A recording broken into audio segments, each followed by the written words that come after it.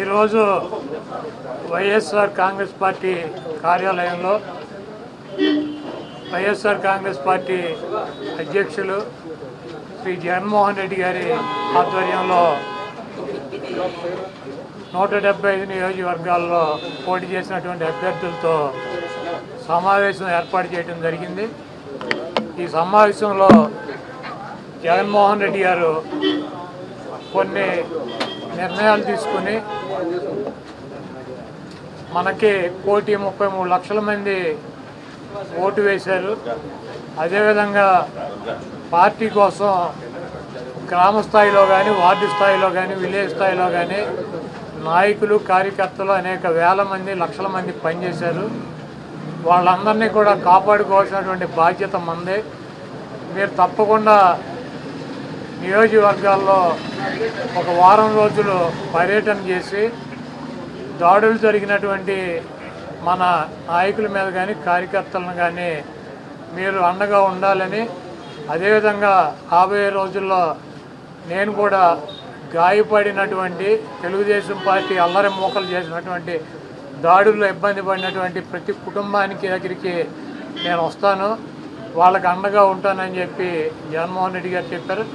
అదేవిధంగా మొన్న జరిగినటువంటి ఎన్నికల్లో ఇంత మంచి చేసి ఇన్ని రకాలైనటువంటి సంక్షేమ కార్యక్రమాలు అందించి మనం ఓడిపోయాము. ఇది ఒక మిరాకిల్గా ఉంది. దేశవ్యాప్తంగా కూడా మన దగ్గర ఆధారాలు లేవు, అయినప్పటికీ దేశవ్యాప్తంగా మరి శకుని మామ ఎలా అయితే పాచికలు ఎలా కావాలంటే అలా వేస్తాడో అలా తెలుగుదేశం పార్టీ, జనసేన, బీజేపీ కావాల్సినట్టు అక్కడ పాచికలు పడి అని చెప్పి మా పార్టీ కానీ, జగన్మోహన్ రెడ్డి గారిది కానీ, మాది కానీ అభిప్రాయం. అదేవిధంగా రేపు రాబోయే రోజుల్లో ఈ 6 నెలలు కూడా కొంత టైం ఇచ్చి చూద్దాము. ఆ తర్వాత చంద్రబాబు నాయుడు చెప్పినటువంటి దొంగ హామీలని ఎట్టి పరిస్థితుల్లోనూ నెరవేర్చలేడు. ఎందుకంటే ఇవాళ చూసిన సూపర్ 6 అని పెట్టాడు.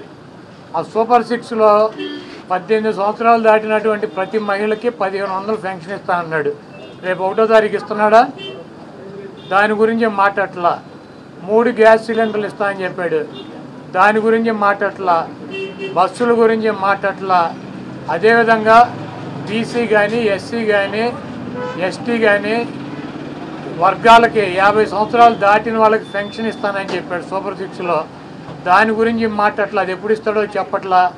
అదేవిధంగా ఇంకోటి 20 లక్షల మందికి నిరుద్యోగులకి ఉద్యోగాలు ఇప్పిస్తాను, ఉద్యోగాలు కనుక ఇప్పించలేకపోతే ఈ లోపు 3,000 రూపాయలు నిరుద్యోగ వృత్తి కూడా ఇస్తానని చెప్పి సూపర్ 6లో పెట్టాడు. మొన్న తెలంగాణలో హరీష్ రావు గారు మాట్లాడుతూ చెబుతున్నాడు, చంద్రబాబు నాయుడు గారు చెప్పిన వాగ్దానాన్ని ఏమీ చెప్పాడు. 1,000 రూపాయలు ఈయన పెంచింది. ఇప్పుడు వచ్చి 3,000 ఆల్రెడీ ఇచ్చేది జగన్మోహన్ రెడ్డి గారు. 3,000 ఇస్తా అంటే ఈయన వచ్చి 1,000 ఇచ్చాడు. మీరు అక్కడ 2,000 ఇస్తా అంటే రేవంత్ రెడ్డి 4,000 చేయాలి కాబట్టి అక్కడ ఇబ్బంది పడుతూ ఉంటాడు. ఇంకా ఈయన సూపర్ 6 అని చెప్పి ప్రతి మహిళకి 1,500 రూపాయలు ఇస్తాడు 18 సంవత్సరాలు దాటిన వాళ్ళకి. మరి ఆ వాగ్దానం ఎప్పుడు చేస్తాడు? రేపు 1వ తారీఖు ఇవ్వరా?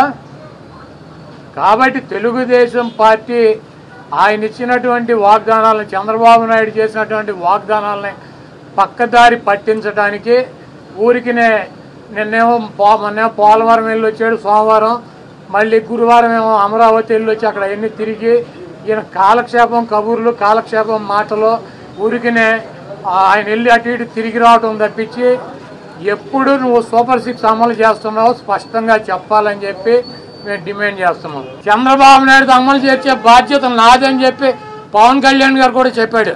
కాబట్టి ఇవన్నీ సొల్లు పురాణాలు వద్దు, మీరు చేతనేం చేసుకోండి, నో ప్రాబ్లం. మీరు ఎవరిని చంపేయాలో చంపేయండి, ఎవరిని కొట్టాలని ఉన్నారు కొట్టండి, ఏం చేయాలని ఉన్నారు చేసుకోండి. మీరు సూపర్ 6లో ఇచ్చినటువంటి వాగ్దానాలనే 1వ తారీఖు నుంచి 4,000 పెన్షన్తో పాటు అమలు చేస్తున్నారా లేదా దీనికి స్పష్టంగా సమాధానం చెప్పండి. ఎవరిని టార్గెట్ చేసుకున్నప్పుడు నేను పోయినంత మాత్రాన నన్ను టార్గెట్ చేస్తే వైఎస్ఆర్ కాంగ్రెస్ పార్టీ ఏం ఆగదు. జగన్మోహన్ రెడ్డి గారు ఇంటికి కూడా వీళ్ళు ఏం పీకలేరు. నన్ను కాదు, జగన్మోహన్ రెడ్డి గారినే టార్గెట్ చేస్తారు.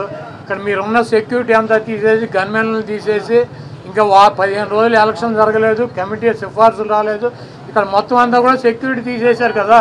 తీసేసి ఎల్లో మీడియా కెమెరాలు పట్టుకొచ్చి జగన్మోహన్ రెడ్డి గారి ఇంట్లోకి ఎట్టేళ్ళాలి, గోడ దూకి ఎట్టేళ్ళాలి, ఇవన్నీ కూడా వాళ్ళే చూపిస్తున్నారు. కాబట్టి ఇక్కడ టార్గెట్ ఎవరు దొరికితే ఆ టార్గెట్, ఇటువంటి వాటికి భయపడే ప్రసక్తి లేదు. ఎవడెవడికి టార్గెట్, ఎవడెవడి చేతులు ఏం రాసి ఉందో అవన్నీ పైన ఉన్నటువంటి భగవంతుడు నిర్ణయిస్తాడు. ఎవరి టార్గెట్లు ఎవరికి ఏమవుతుందో చూద్దాం రాబోయే రోజుల్లో.